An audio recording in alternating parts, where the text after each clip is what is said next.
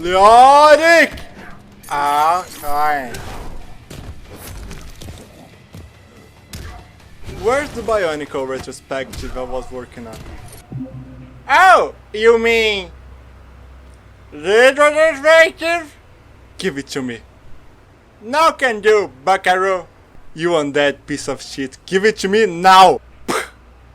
I refuse to let you waste one more second in this ridiculous nostalgia trip of yours while your fans eagerly wait for another of your glorious snarky but always insightful kaiju retrospectives. So you better go back to work at some monster movies right now! Dude, I don't want to start the Heisei retrospective now. I wasn't talking about the Heisei movies. No. Yes. Fine. Mothra is a 1961 movie directed by Ishiro Honda and starring everybody's favorite queen of the monsters and best girl of this franchise. Actually, I think she's the only girl of this franchise. Oh, no, my mistake. There's another one. After the success of the two first Godzilla movies, Toho would slowly start to develop other movies in the same vein, like Vara and Rodan, most of which would be pretty successful on their own right, although not as successful as the one that started the trend, of course. Mothra would be one such movie. By the way, while we are at the American poster, look at it. Now look at Mothra. Now look at the poster. Now back at her. Now back at the poster. Now back at her. Now back to me. Now back at your man. Now back to me. Americans have been trying to make Mothra look cool for over 50 years now.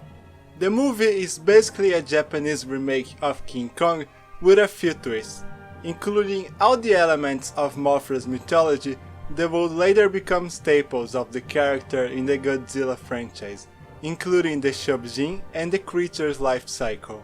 It would also be the first of Shinichi Sekizawa's successes as a writer for Toho, which is no small deal since, as you know, he would go on to script most of the Showa-era Godzilla flicks and be hugely influential to the franchise as a whole. Infant Island is a place in the South Pacific that got devastated by nuclear tests from the West. But when a group of castaway sailors is rescued from the island, they turn out to be... fine? According to the man, this is because of a red juice the natives gave to them, which actually raises more questions than answers since the place was supposed to be completely uninhabitable. An expedition then heads to the place in an attempt to find out more about what is going on in there. Upon arrival, they cross paths with two little women who seem to answer one of the scientists' distress calls. But where the rest of the crew sees a wonder of nature, ruthless businessman Clark Nelson can only see. Everyone stops him dead on his tracks while he tries to capture the two fairies, or Shobijin, as a witty reporter dubs the two, and the expedition returns to Japan both out of respect for the fairies' wishes and out of fear of these guys.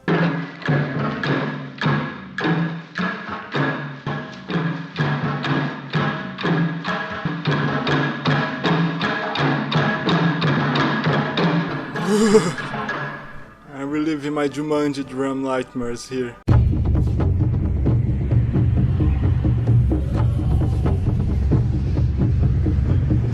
But of course that Nelson wouldn't let some pesky scientists and a bunch of Japanese people in brown face scare them off. So, he and a handful of henchmen return to Infant Island to kidnap the Shobijin. Nelson puts up a show with the fairies, where a huge crowd pays to see the two poor things performing the song. You know which one.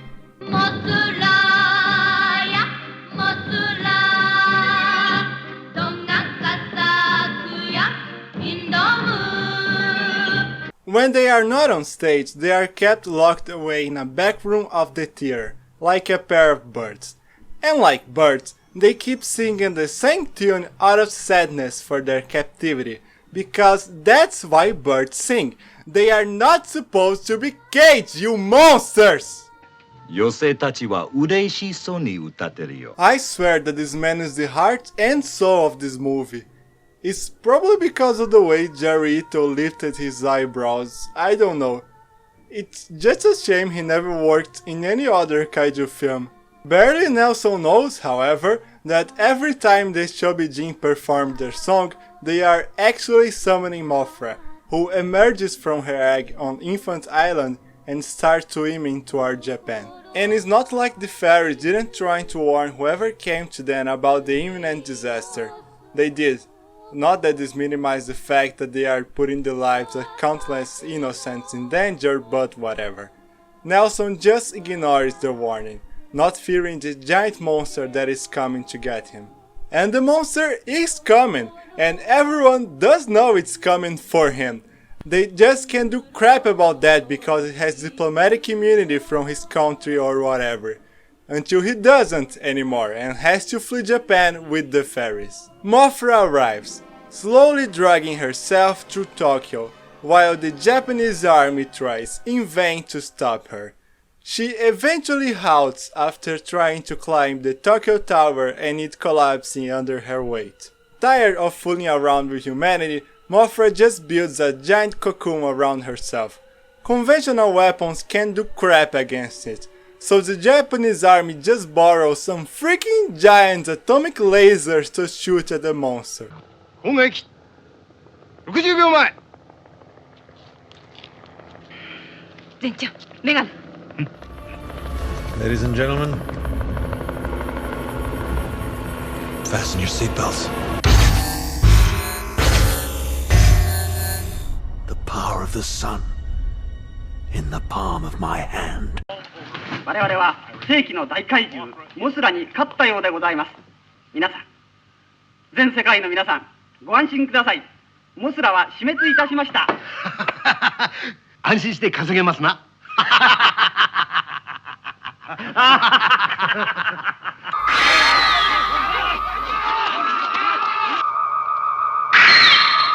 Mothra heads to the country of Relisica, a set that really drops in quality in comparison with the previous ones.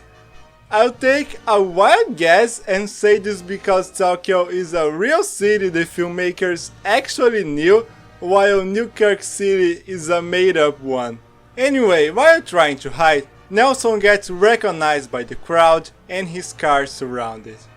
Despair, Nelson shoots a cop, which is the worst thing you can do, like, ever. With the Shobijin now with Dan. Wait a second, did I stay all this time in a suitcase? Mothra is still rampaging through the city, looking for the two fairies. To give the monster what she wants, they paint a huge airfield with some symbol they found while investigating Infant Island, and ask the churches of the city to play the creature's song all at the same time, in hopes that Mothra will stop flying around and land. She gets the message, and the Shobijin manage to hop on the giant insect, who then flies away from the city while the citizens cheerfully wave at her from the ground. All of this in spite of the massive destruction that nor she nor the fairies answer to, of course.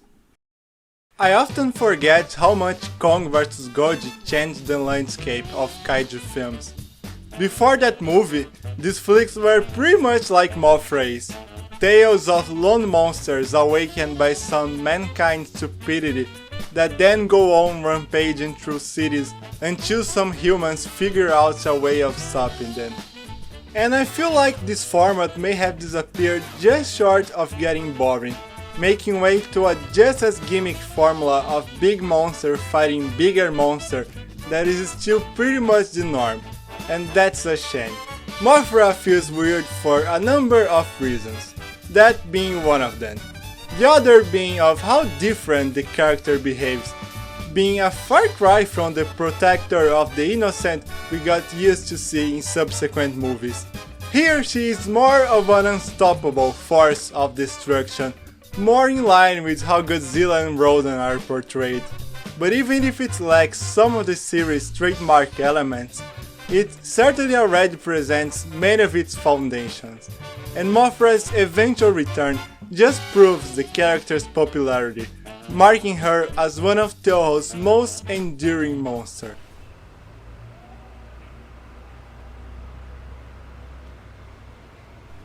There, I did it. Can I move on now? Not yet. There's still one movie you have to do. Rodan?